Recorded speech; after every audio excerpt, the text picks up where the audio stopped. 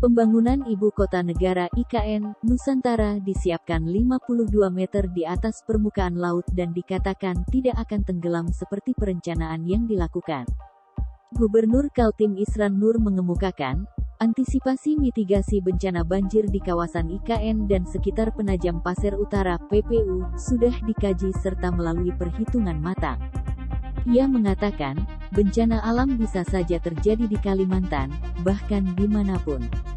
Meski tidak ada gempa, tetapi mungkin saja ada bencana lain, misalnya angin topan, longsor, segala macam, bisa terjadi juga kebakaran, di mana-mana hujan juga akan banjir. Namun di IKN, permukaan tanah didesain lebih tinggi dari permukaan laut mengantisipasi banjir. Kalau banjir sudah disiapkan, di sana IKN tinggi tempatnya di atas, rata-rata 52 meter di atas permukaan laut.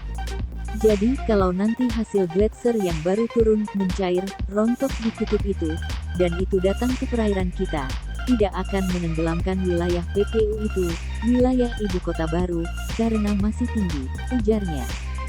Jika mengatakan alasan pindah ibu kota karena tidak adanya bencana gempa bumi di Kalimantan, atau Kaltim secara khusus, Isran Nur menilai hal tersebut bukan alasan utama.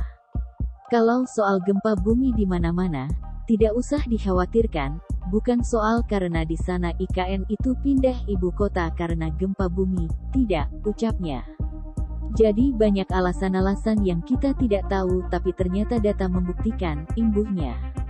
Data-data dan kajian yang terbukti, lanjut Isran Nur, yakni adanya 2 tahun terakhir hasil kajian mengatakan bahwa tiap tahunnya permukaan tanah Jakarta menurun 5-10 cm per tahunnya.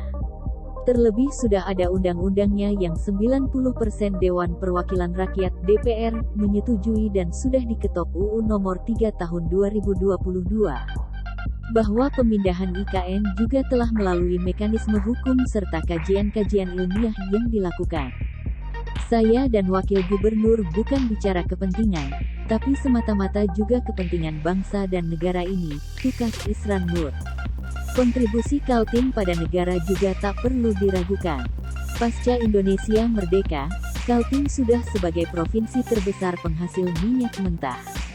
Sumber pembiayaan negara tahun 1971 Kaltim juga sebagai penghasil kayu terbaik, terbesar, termewah. Belum lagi, menjadi penghasil batubara terbesar, terbaik dengan kualitas yang prima. Kontribusi Kaltim sekarang ke negara, melepas sebagian kawasan menjadi sebuah ibu kota negara (IKN). Itu kontribusi karena itu aset yang dilepas, tidak ada lagi kewenangan gubernur di situ.